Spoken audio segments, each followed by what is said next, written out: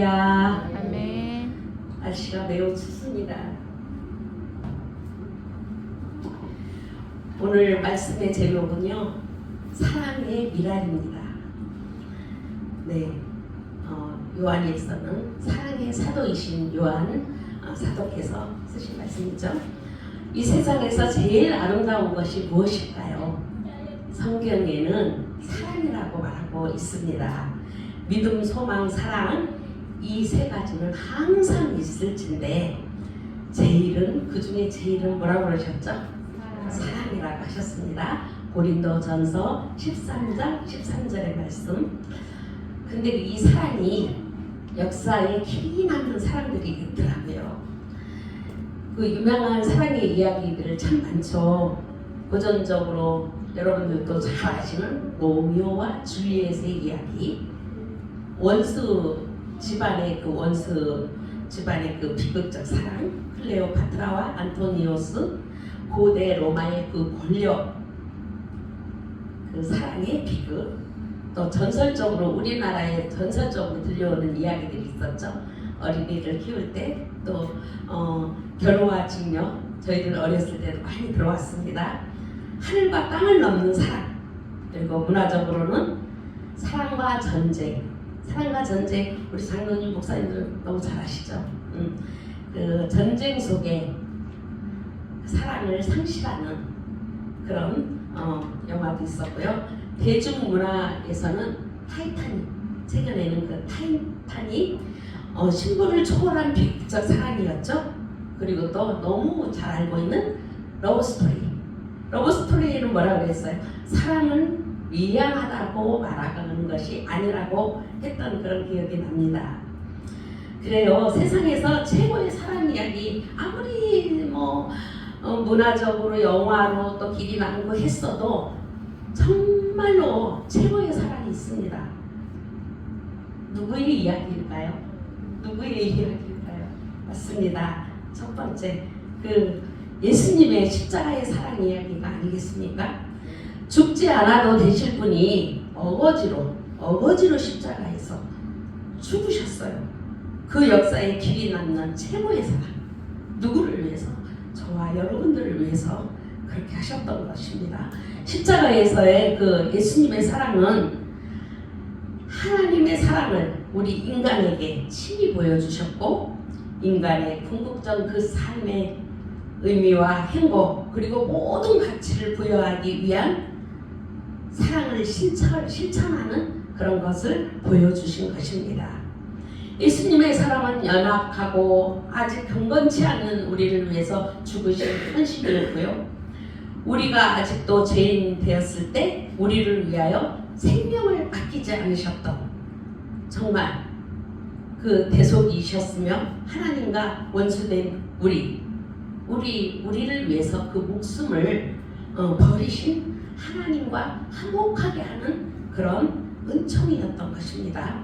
예수님은 그 사랑에 우리에게 나눠주시며 뿐만 아니라 우리에게 또 요구하시는 것이 있어요. 뭐냐? 서로 사랑하라. 또 요한 1서 4장 7절에서 11절을 보시면, 사랑하는 자들아, 우리가 서로 사랑하자. 사랑은 하나님께 속한 것이니 사랑하는 자마다 하나님께로 가서 하나님을 알고, 사랑하지 아니하는 자는 하나님을 알지 못하니 이는 하나님은 사랑이심이라. 사랑은 여기 있으니 우리가 하나님을 사랑한 것이 아니요 오직 하나님이 우리를 사랑하사 우리 죄를 위하여 화목제로 그 아들을 보내셨습니다.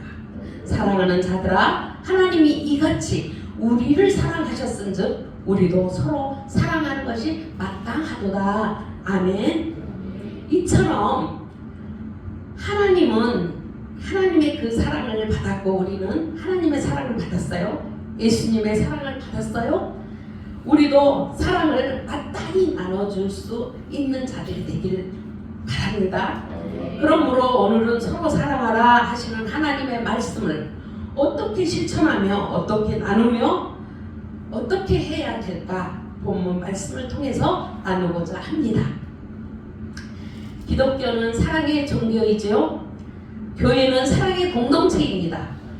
하나님이 사랑 안에서 그 창조를 이루셨고 예수님의 그 사랑 안에서 사죄의 은혜가 이루어졌습니다. 그러나 사랑의 공동체라고 할 만한 그 사랑을 실천하고 사랑 안에 거하고 있는지 돌아보아야 합니다. 말과 달리 사랑의 그 실천이 뒤떨어지고 있는 현실, 개인 생활이나 또 교회 전반에서 나타나고 있음도 우리가 인정할 수밖에 없습니다. 우리가 실제로 사랑하려면 우리 생활에서 구체적으로 반영이 돼야 하는데 어떤 교회의 프로그램이나 예산에 나타나야 하는 그런 일들 결코 쉬운 일이 아니더라고요.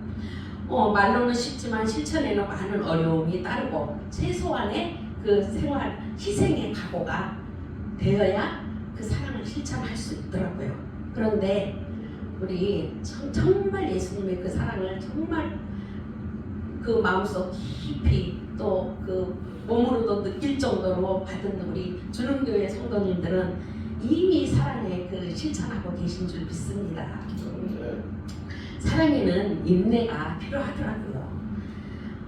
독일계 그 미국인 사회 심리학자로 정신분학자 학자이면서 인문주의 철학자였던 에릭 프롬이라는 그런 분이 책을 썼어요. 사랑의 기술이라는 책. 사랑은 마음만 가지고는 안 되고 그러한 인격과 훈련이 있어야 제대로 실천할 수 있다. 근데 제가 어제 결혼식장을 다녀왔습니다. 동기 목사님 두 번째 딸을 결혼을 하는데 기독교 연합회 회관에서 결혼식을 올렸는데 그 신랑 측의 부모님들도 30년 전에 그곳에서 결혼식을 올렸다는 거예요. 근데 그게 중요한 건 아니고 그 주례사 목사님이 이 말씀을 하시는 거예요. 이 사랑의 말씀을 하시는데 딱 이 에릭 프롬이라는 이분이 쓴 책을 이야기하는 거예요. 사랑의 기술. 똑같이 나도 말씀 준비하는데 저분 말씀 들어갔는데 야 그렇구나. 내가 생각하면서 아니 무슨 사랑의 기술이 필요해? 제가 사실 준비하면서 그렇게 생각도 했어요. 하나님 무슨 사랑의 기술이 필요해요? 사랑은 내 마음에서 나오는 게 내 마음에서 풍겨 나오는 게 내 감정대로 하는 게 그게 사랑 아닐까요? 이랬는데 그 주례사를 무지무지하게 주례사를 한 그 목사님도 이 말씀을 딱 하시고 그 속에 이 철학자의 그 말씀을 하더라는 거예요. 그래서 내가 잘못 준비한 거 아니구나. 그래 성령은 하나시다. 예수 믿는 사람들이 한두 번 사랑의 그 실천을 하다가 그 결과가 잘 나타나지 않을 때 어려움에 부딪히게 되면 그만 두어버리기 때문에 이게 필요한 것 같습니다. 왜? 결국 사랑은 끝까지 실천하지 못하고 말만 하다가 알아버리는 사람들이 너무 많아요. 그리고 주님이 원하시는 그 사랑, 말과 혀로만 사랑함이 아닌 행동과 실천함, 신실함이 있어야 그것이 사랑이라고 말할 수 있기 때문에 사랑의 기술을 잠깐 저희들도 배워봅시다. 오늘 말과 혀로만이 아닌 행함 또 진실함 사랑을 하려면 어떻게 하는지 우리가 한번 보겠습니다. 말씀으로 첫 번째, 우리는 사랑을 받은 자임을 알고 사랑을 이미 받은 자임을 알고 기억을 하라고 하십니다. 본문 16절에서 그가 우리를 사랑하여 목숨을 버리셨으니 우리가 이로써 사랑을 알고 이로써 사랑을 알았다는 것입니다. 우리가 사랑을 알기 전에 하나님은 우리를 먼저 아셨다는 것이에요. 우리가 그 하나님을 알기 전에 하나님의 그 사랑을 알기 전에 하나님은 이미 우리를 먼저 아셨어요. 그래서 우리가 사랑을 주기 전에 하나님이 우리에게 먼저 사랑을 주셨다라는 것입니다. 이거를 알라고 기억하라고 하나님은 말씀하고 계십니다. 우리의 모든 가치는 하나님의 사랑을 받은 것이 사실에 있고요. 우리는 사랑을 받을 만한 가치도 없습니다. 사실 그 보상을 기대할 수 없음에도 불구하고 하나님은 일방적으로 우리를 부르셨고 우리를 먼저 사랑하셨고, 그러므로 사랑의 시작이 전적으로 하나님께로부터 왔다라는 사실을 우리는 기억해야 합니다. 예수님은 그 사랑 때문에 자신의 생명을 아낌없이 내어주셨고요. 그가 찔림은 우리의 허물 때문이었고요. 예수님께서 머리에 가시관을 쓰셨으며 손과 발에 못이 박히고 옆구리 찢어지는 그 힘이 상하게 되셨으며 가슴은 피명이 들으셨습니다. 그가 상함은 우리의 죄악 때문이었지요. 그가 징계를 받음으로 우리가 평화를 누렸고 그가 채찍에 맞음으로 우리는 나음을 입었도다. 아멘. 누군가의 헌신은 많은 사람들이 누리듯이 이와 같이 예수님의 그 사랑으로 우리는 죄에서 용서함을 받았고요. 저주를 초월하여서 축복의 삶을 살며 멸망의 죽음에서 노여움을 받았다는 사실, 지옥의 갈자들이 구원을 받았다는 사실입니다. 그리고 하나님의 자녀가 되는 권세를 주시고요. 하나님을 아바 아버지라고 부를 수 있는 그 자격이 주어졌다라는 사실입니다. 두 번째로 이 같은 값없는 사랑의 그 하나님의 사랑을 받았으면 우리는 어떤 삶을 살아야 할까요?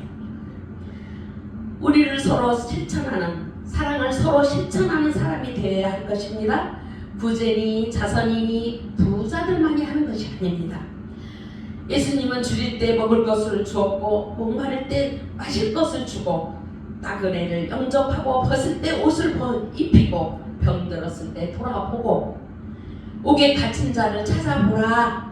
또한 지극히 작은 자 하나에게 한 것이 곧 나에게 한 것이라고 말씀하고 계십니다. 줄인 자에게 빵 한 조각, 목마른 자에게 물 한 모금, 모든 병든 자에게 한 통의 물 한 전화가 바로 사랑인 것입니다. 우리는 하나님과 교회에 또 국가와 사회에 그리고 이웃에 사랑의 빛을 줬습니다. 이 사랑의 빛을 기억하고 갚아야 한다는 사실이 인간적인 삶이 아닐까요? 그래서 또 말씀 준비하면서 역시 우리 주는 교회는 이 예수님의 사랑을, 하나님의 사랑을 실천하는 교회구나. 동암사역을 돌아보게 됐습니다. 정말 동암사역은 하나님이 기뻐하시는 사랑의 전도 사역입니다. 추우나 더우나 쉬지 않고 그 어르신들을 늘 그 행진을 쉬지 않는 그 사역이야말로 정말 하나님이 보시기에 기쁨이었다라고 칭찬받으실 그런 동암사역인 줄 믿습니다.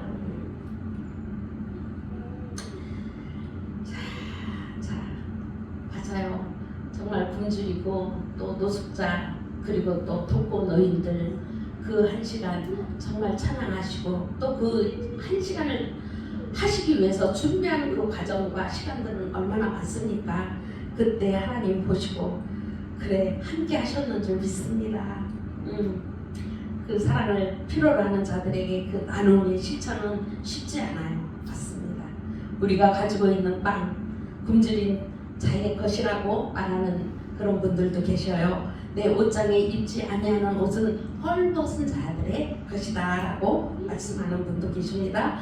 내 신발장에 신지 않는 구두는 벗은 자의 것이다.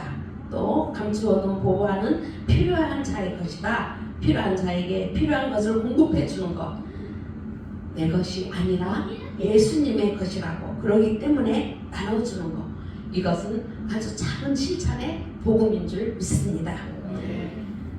복음은 기쁜 소식이지요. 아름다운 소식이지요. 이러한 사랑의 행위가 바로 그들에게 기쁜 소식을 주는 것이고 아름다운 소식을 주는 것이라고 생각합니다. 이것이 하나님의 사랑을 실천하는 것. 그리고 야고보서 2장 26절에 영원히 없는 죽은 몸, 영원히 없는 죽은 몸 같으나 죽은 몸 같이 행함이 없는 믿음은 죽은 것이라. 다시 한번요. 영혼이 없는 죽은 몸이 죽은 것 같이 행함이 없는 믿음은 죽은 것이래요. 아멘. 사도 바울은 또 고린도전서 13장 2절에서 3절에서 말씀하시기를 산을 옮길 만한 믿음이 있을지라도 사랑이 없으면 아무것도 아니요. 모든 것을 구제하고 내 몸을 불살라 내어줄지라도 사랑이 없으면 유익이 없다라고 말씀하였습니다. 이 세상에서 가장 귀한 것, 남을 사랑하는 것이지요. 내가 가진 것을 남을 위해서 봉사하는 것, 그 보답을 기대하지 않는 것이라고 저는 배웠습니다. 그러므로 성도 여러분, 우리도 이러한 하나님의 사랑으로 서로 사랑하며 사는 삶이 마땅한 줄 믿습니다. 세 번째로 우리는 형제를 사랑해야 합니다. 본문 16절 아래로 보시면 이로써 사랑을 알고 우리도 형제들을 위하여 목숨을 버리는 것이 마땅하니 17절 누가 이 세상 재물을 가지고 형제의 궁핍함을 보고도 도와줄 마음을 막으면 하나님의 사랑이 어찌 그 속에 거하겠느냐라고 말씀하시고 18절에 계속해서 자녀들아 우리가 말과 혀로만 사랑하지 말고 오직 행함과 진실함으로 하자. 네, 요한일서 4장 2절에도 누구든지 하나님을 사랑하노라 하고 그 형제를 미워하면 거짓말하는 자라. 보이는 그 형제를 사랑하지 아니하는 자가 어떻게 보지 못하는 하나님을 사랑할 수 있겠느냐. 그러므로 우리가 이 계명을 주께 받았으니 하나님을 사랑한다면 모든 형제를 사랑해야 할지니라. 아멘. 그렇습니다. 사랑은 어떻게 해야 하는가? 근데 이 사랑을 어떻게 해야죠? 사랑은 감정이 아니라고 하십니다. 사랑은 결단이며 선택이며 희생입니다. 고린도전서 13장 7절에도 말씀하고 계십니다. 사랑은 모든 것을 참으며 모든 것을 믿으며 모든 것을 바라며 모든 것을 견디느니라. 아멘. 사랑은 손해를 감수하는 것입니다. 사랑은 나의 권리보다 상대의 그 유익을 먼저 생각하는 것입니다. 사랑은 나를 드러내지 아니하는 것, 나를 낮추는 것입니다. 오늘 우리의 가정과 교회 그리고 사회를 본다면 얼마나 메말라 있습니까? 이유는 자원이 없어서가 아니지요. 사랑의 미랄이 되기를 거부하기 때문이라고 합니다. 죽지 않으려고, 내려놓지 않으려고, 희생하지 않으려고 할 때 열매는 맺힐 수가 없다고 말씀하고 있습니다. 그럼 사랑은 뭘까요 도대체? 다시 한번. 사랑은 함께 있어주는 것이래요.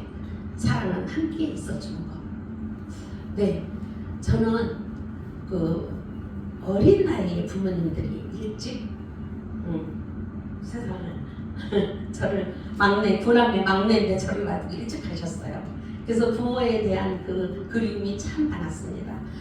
근데 그럼에도 불구하고 수영 어머니가 계셨어요. 수영 어머니. 이분은 그 어머니 아버지하고 형님 누님 이렇게 살던 그런 아래 윗집 사는 그런 분들이었는데 자식이 없었어요. 그래서 우리 큰 오빠를 시형 아들을 삼았어. 그러니까 그 나머지 자녀들 다 엄마 부른 거예요. 그분들한테 시어머니 이렇게.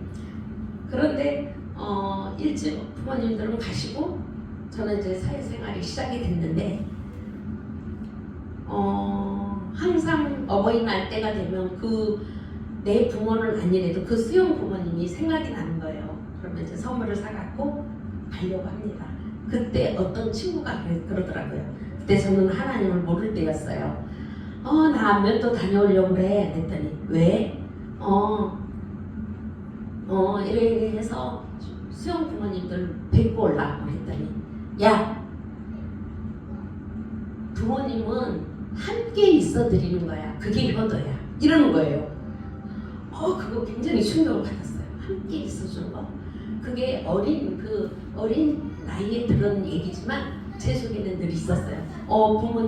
부모님께 효도하는 거, 뭐 선물을 사다 드리고, 뭐 명절 때 가서 뵙고, 이게 사랑이 아니라, 이게 효도가 아니라, 내가 잘하지 못해도 함께 살고 함께 옆에 있어 드리는 게 이게 효도로구나 이렇게 생각하고 이제 살아왔는데, 하나님을 만나고 나니까 사랑이, 오늘 또 말씀을 준비하면서 사랑은 함께 있어 주는 것이구나, 이게 진정 사랑이구나.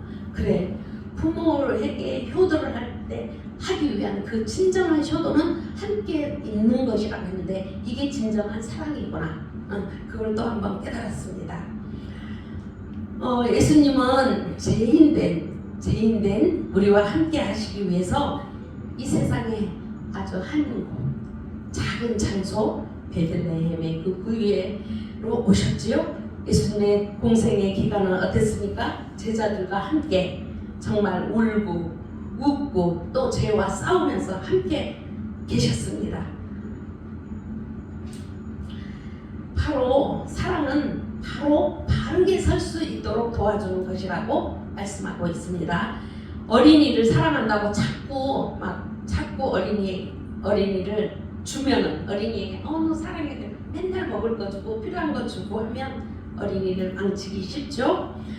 자꾸 주기만 하면 거지 근성이 길려주고요, 나중에 원망을 듣게 됩니다. 무조건 준다고 사랑이 아니고 스스로 설 수 있도록 가르치고 도와주는 것이 사랑입니다. 자식을 사랑할수록 자식의 인격과 자존심을 세워 자립하게 해야 하는데, 자녀들이 해야 할 일, 부모가 늘 대신해주며 키우면 그 자식은 바로 게으름뱅이가 될 수 있다고 합니다. 그렇습니다. 우리 안수 집사님도 제가 아들이 원하는 걸 잘 해줘요. 야, 기도해! 하나님께 기도해서 받아! 이렇게 해야 되는데, 제가 또 그래, 옆에서 살짝 모르게 얘기를 했는데, 주고받았는데, 뭐야? 그래서 했다 그랬더니, 당신은 아들을 버리고 있어. 아니야, 그거 아니야. 그렇게 하면 안 돼. 지가 해결하게 만들어. 말씀 준비하면서 또 한 번 제가 깨달음을 얻었고 또 하나님께 해결을 했습니다. 그렇습니다. 자식이 원하는 대로 해주면 정말 자식을 버리는 힘이라는 것을 다시 한번 제가 말씀을 선포하면서 다시 한번 깨달았습니다. 고린도전서 13장 6절에서 사랑은 불의를 기뻐하지 아니하며 진리와 함께 기뻐한다고 했습니다.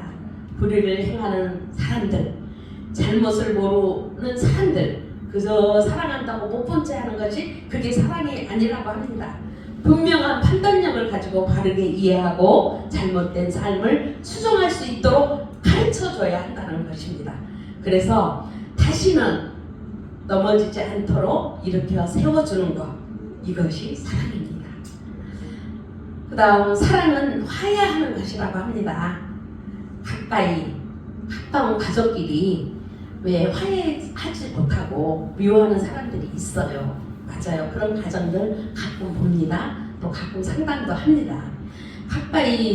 마땅히 가까이 지내야 할 가족인데 왕래가 뜸하고 어색하고, 그리고 할 수 없이 억지로 겨우 관계만 유지하기 위해서 만나요.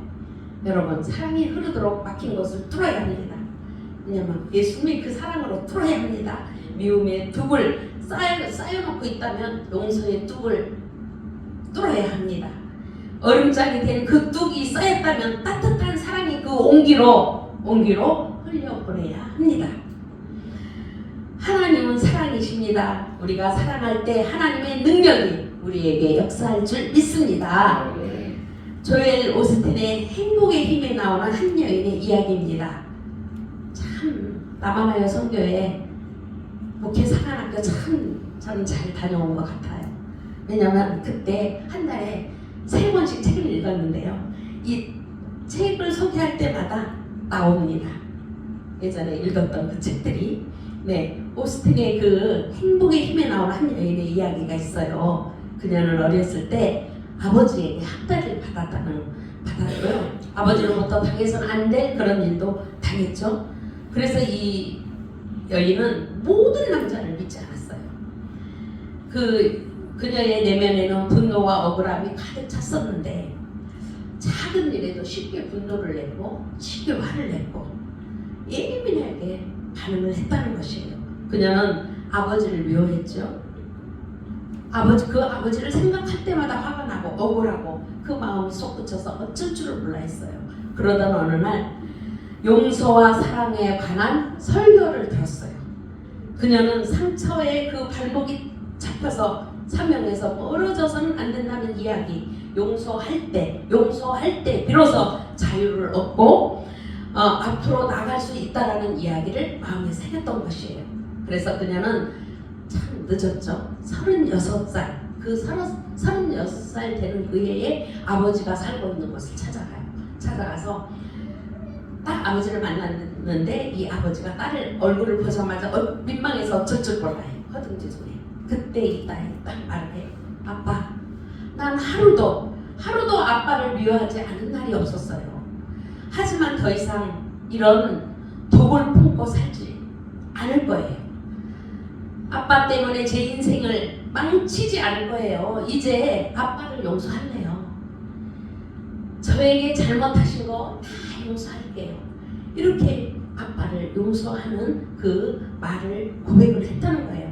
그러고서 아빠 집을 나서서 오는데 감옥에서 풀려난 듯한 그런 기분이 들었다는 거예요. 그래가지고 이 그녀가 그 내면에 그 상처가 정말 치료될 줄 몰랐는데 자기도 모르는 사이에 치료가 돼버린 거예요. 치료가 돼서 관계를 맺고 실패했던 그런 일에 성공을 하게 됐어요. 직장 생활도 잘하게 됐고 또 늘 그 적응을 못해서 이리 옮기고 저리 옮기고 결혼도 못하고 그렇게 살았는데 10년이 지난 후에는 결혼도 하고 직장 생활도 잘했고 자녀도 셋씩이나 낳아서 예쁘게 키우고 그런 한 여인의 삶이 오늘 말씀을 준비하면서 또 생각났고 되새기게 됐습니다. 상처를 털어버리고 아버지를 용서하고 나니 그 아버지를 이제 용서했다라는 것은 사랑을 한다는 거죠. 아빠를 사랑하자 자기 인생의 삶이 회복이 되는 것을 느끼고 또 자기 삶도 다시 행복한 삶으로 돌아왔다는 거예요. 최고의 사랑은 예수님의 십자가 복음을 전하는 일입니다. 그 중에 사랑 이야기가 너무나도 많이 있지만 예수님의 그 십자가의 복음을 전하는 일이 최고의 사랑이라고 고백하고 있습니다. 누구에게든지 전도하여 예수 믿게 하고 영혼을 구원 얻게 하는 것보다 더 큰 사랑이 없습니다. 빵을 하나 주는 것, 한나절을 기쁘게 할 수 있겠죠. 예수 복음을 전해주는 것, 평생 죄악과 어둠에서 나오게 하는 일입니다. 생명 걸고 복음 전하는 것, 이것이 진정한 사랑입니다.